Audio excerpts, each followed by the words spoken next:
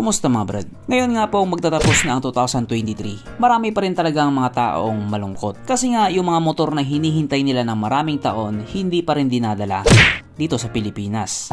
Isa na nga po dyan yung Honda Winner X na usap-usapan nga ngayon na baka ilabas na daw next year. Sana nga. Bukod nga po dyan, meron pa silang isang inaabangan. Ang bunsong kapatid ni CB650R na kung itsura lang ang labanan, tapos na ang laban. Ang gwapong-gwapong Honda CB150R X-Motion.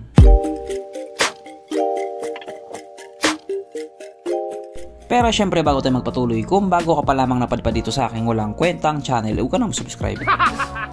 So yun na nga, alam ko marami sa inyo may inaabangan talagang motor. Motor na ilang taon mo nang pinapangarap, ilang taon mo nang hinihintay, ilang taon mo nang pinagpapasensyahan, ilang taon mo nang pinag-ipunan, pero hindi pa rin nilabas sa Pilipinas. Naghiwalay na lang ang kapnyel, wala pa din yung motor na pinapangarap mo. Ngayon nga po magtatapos na ang 2023, bukod doon sa Honda Winner X, isa talaga ito sa sinisigaw ng mga tao. Ilabas nyo na ang Honda CB150R X-Motion. Kung di ako nagkakamali, ang motor na ito ay nilabas doon sa Thailand noong 2017 pa at nilabas na rin siya sa marami pang bansa dito sa Asia. Pero magto 2024 na, wala pa rin siya sa Pilipinas. Bias. Sa totoo lang mga brad, ang dami talaga nag-aantay nito. Isa ito sa pinaka-inaantay ng mga tao na motor dito sa Pilipinas. Pero mapahanggang ngayon, hindi pa rin napagbibigyan. Hindi natin alam kung ano nga ba talaga ang rason ni Honda. Pero sana lang talaga, makonsider na nila na dalhin ang motor na yan dito sa atin. Kasi kahit ako man, nag-aabang din. Pag-abang, abang lang. Pagbili, bili. Kahit nga po 150cc lang ang motor na ito, napakalakas pa rin talaga ng dating niya. Para siyang sport naked na may halong modern classic cafe racer. Sa madaling salita, motor ni Cardo Dalisay. Kaya dahil dyan, pag-usapan na lamang natin kung ano nga bang meron sa motor na ito at kung gaano nga ba talaga siya kaganda. So ito nga po ang Honda CB150R X-Motion na mayroong 150 cubic centimeter engine displacement, 4-stroke single cylinder, dual overhead cam with 4 valves, fuel injected at syempre ito po ay naka-liquid cooled. Kaya hindi po siya panis sa Honda Click 125.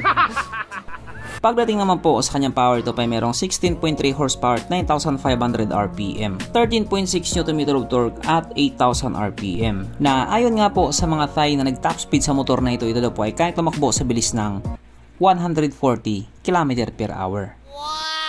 Pero kung sakaling lalabas sa Pilipinas yan, panigurado aabot ng 160 kph yan. Syempre, ibang usapan na kapag Pinoy na nakasampa.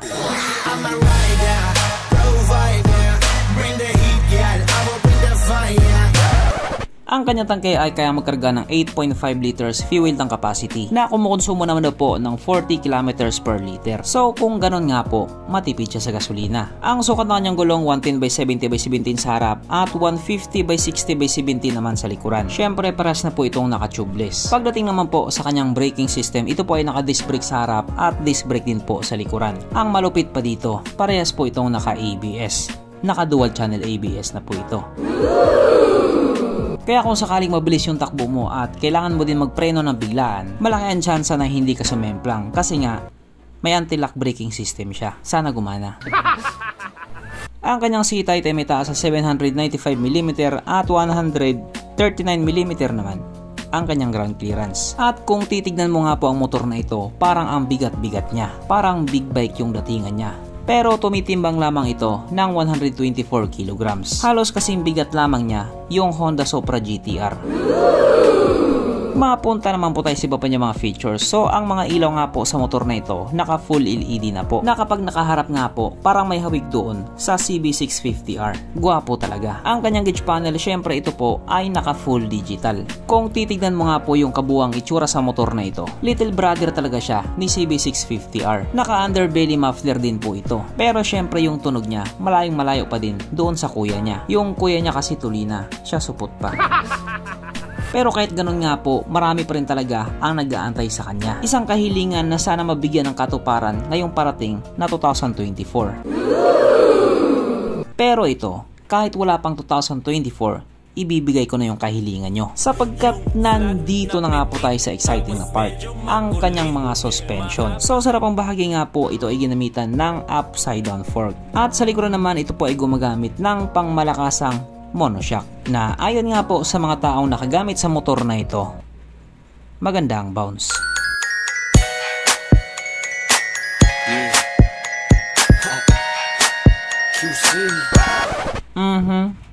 Panigurado. Wala na namang nalungkot.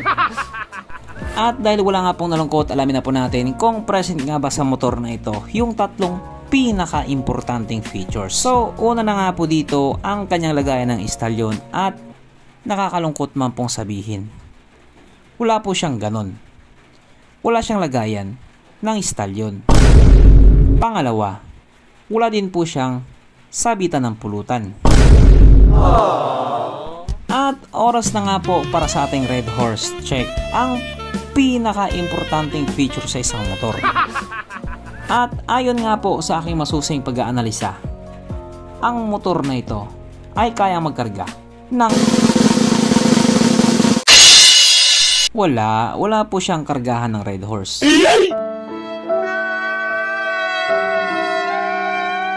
So therefore ang motor na ito ay hindi pala recommended.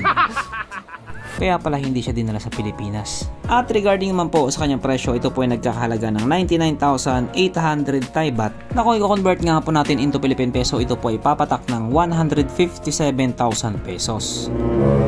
Ano sa tingin niyo mga brad?